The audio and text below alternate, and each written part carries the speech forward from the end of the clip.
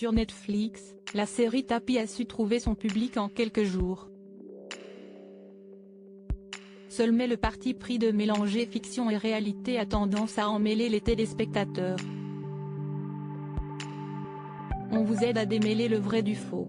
Sur Netflix, la série Tapis attire depuis quelques jours les utilisateurs de la célèbre plateforme.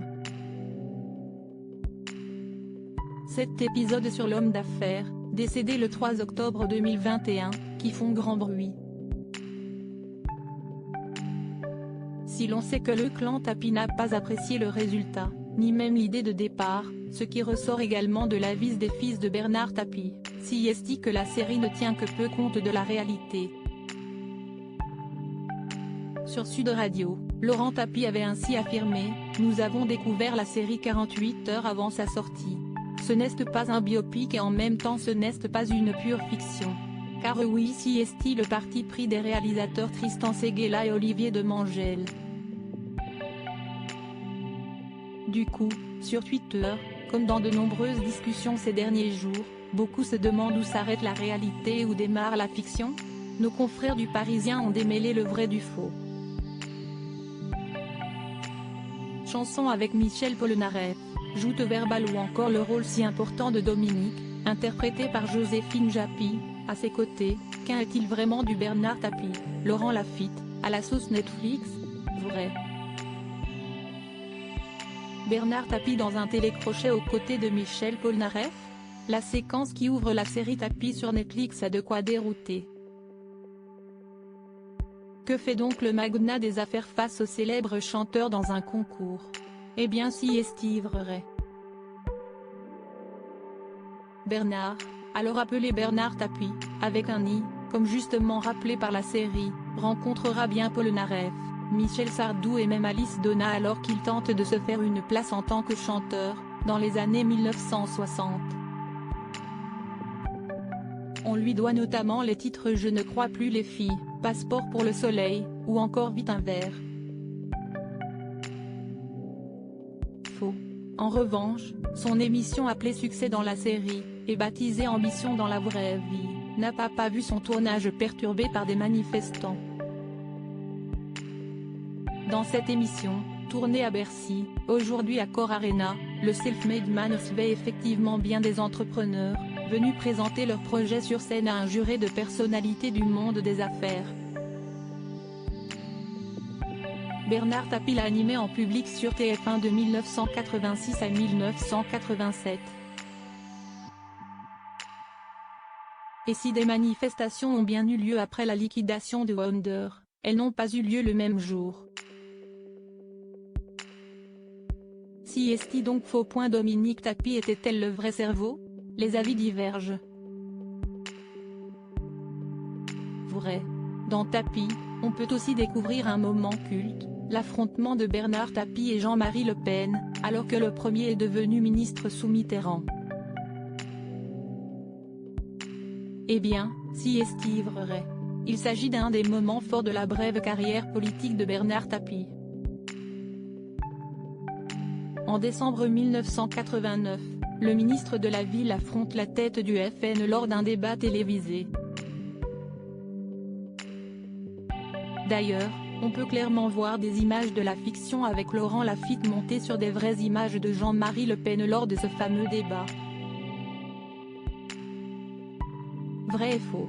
Quid de la place de Dominique Tapis? Dans la série, la seconde et dernière épouse de l'ancien patron d'Adidas a eu une place des plus importantes. Dans sa vie bien sûr, mais aussi dans la sphère professionnelle. Un rôle qui a en fait douté plus d'un quant à la véracité de cette position de Dominique Tapis, qui semble alors plus d'une fois tenir les rênes. Tristan Seguela, lui, est formel, Dominique, si est une rencontre décisive dans sa vie. Elle venait d'un autre milieu, bourgeois parisien. Elle lui a appris les codes, des manières qu'il n'avait pas, à avoir de l'entre-gens. Sans cette rencontre, il n'y a pas de mythe Bernard Tapis. Et si est l'arche principale de la série, une histoire d'amour et d'ascension sociale qui se fait à deux, avec un côté Bonnie and Clyde.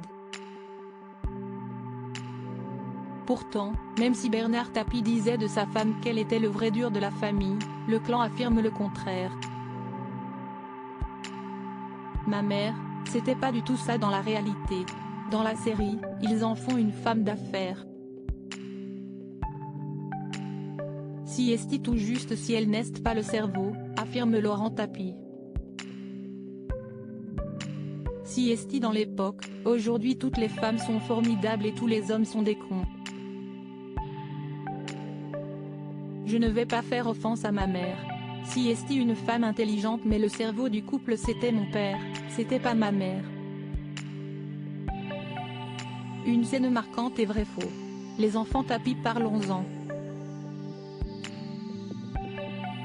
Si la série de Netflix a bien conservé le vrai nom de Dominique pour l'épouse de Tapie, les prénoms des enfants ont en revanche été modifiés. Si l'on peut voir évoluer Stéphanie, Zoé Marshall, et Victor dans la fiction, dans la vraie vie, ils n'existent pas. Nanar était le père de Nathalie et Stéphane, enfants issus de son premier mariage. Et de Laurent et Sophie, les enfants qu'il a et avec Dominique. Vrai. Cette séquence a fait parler sur les réseaux sociaux, en raison de sa justesse et son intensité.